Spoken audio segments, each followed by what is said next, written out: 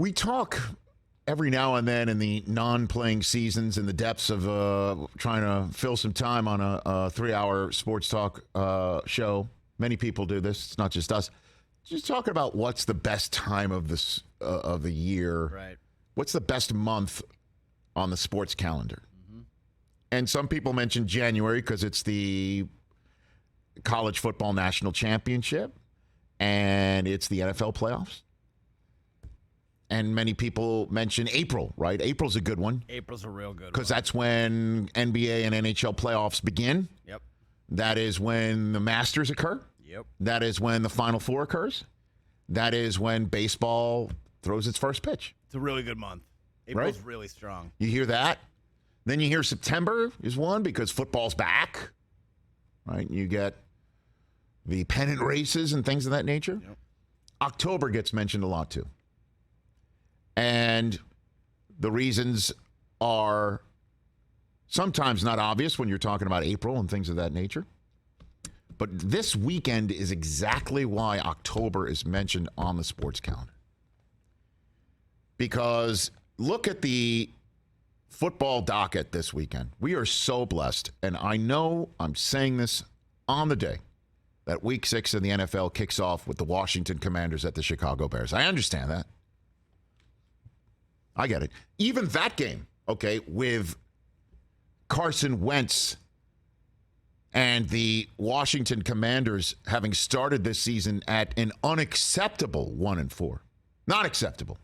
When you've got playmakers on offense and you've got a defense that's waiting to get Chase Young back, but it's not acceptable. And the coach, Ron Rivera, when asked why are you 1-4 and the rest of the division is either 4-1 or 5-0, and he basically stares right at the reporter, doesn't blink, doesn't stutter, and says, quarterback.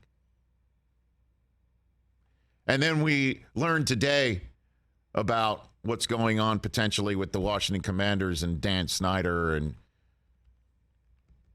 in the midst of that mind-boggling, mind-numbing, mind-blowing reports about Dan Snyder and what he might be up to try and save himself from being tossed out of the league by 24 of his colleagues in membership, is that he's the one who apparently pushed for the Wentz deal in Washington. So you got that on top of everything tonight when he goes into Chicago, where the Bears and Eberflus have a chance to get to 500. By the way, you always are what you are in the NFL. So even a game where people like carping on an NFL matchup that is less than huge. Every game's huge. And this weekend, you've got Eagles, Cowboys. 5-0 versus 4-1. Sunday night? Sunday night in front of the whole country. Varsity, let's go. And then prior to that, it's entirely possible that the kickoff of Sunday Night Football comes right on the heels of the end of Bills and Chiefs late window on CBS. You got that on top of it. Okay, that might be the varsity game. Rich. And the Cardinals and the Seahawks, by the way, that game might end right as Sunday Night Football starts, because if there's a game 4 in the playoff series between the Mariners and the Astros, the first pitch of that game is slated for the exact time when the Seahawks would kick off against the Cardinals, and they play right next door to each other in Seattle. That start time would get moved an hour and a half to accommodate the traffic. Yeah, 2:30 local in Seattle. Wow. And that's a huge game, too. And Tom Brady visits Pittsburgh. And that's not going to be a close game. You could say that all you want. You said that also with all due respect about the Monday night game between the Raiders and Chiefs, and look what happened there. I mean, you did say that. The Jets are in Green Bay. Laugh all you want about the gangrene versus Green Bay. That's pretty damn big. And every single game you see on the docket, they're all kind of sneaky. All of them, you're 2-3. Rich, we're not laughing at the Jets right Patriots now. Patriots and Browns. Belichick back where he once belonged, and they're 2-3, because this is the time of year. You got the Ravens and the Giants, right? The G-men at home trying to bounce the Ravens after they just beat the Bengals, who put Joe Burrow back in the Superdome this weekend. I mean, all of these games, we've now gotten enough football action for the stakes to be raised to a significant point in week 6 where you better start winning, because if you don't win now, then everything after that is must win. Or you want to keep on keeping on with your great start. The stakes just get this much more intense right now. And the same thing goes with college football. Tennessee. Who the hell thought? We were talking about last week's game, Texas A&M and Alabama. We circled that one in the summer because of what went on between Jimbo Fisher and obviously Nick Saban. And now Nick's showing up after that one into Tennessee, where Rocky Top thinks they're about to take out Nick. Mm-hmm. Michigan and Penn State, 5 versus 10. Again, we've got the AD of UCLA coming out here shortly. UCLA and Chip Kelly, top 20. Here we go. USC versus Utah. This is where things begin to get really intense. And then, oh yeah, I just mentioned playoff baseball.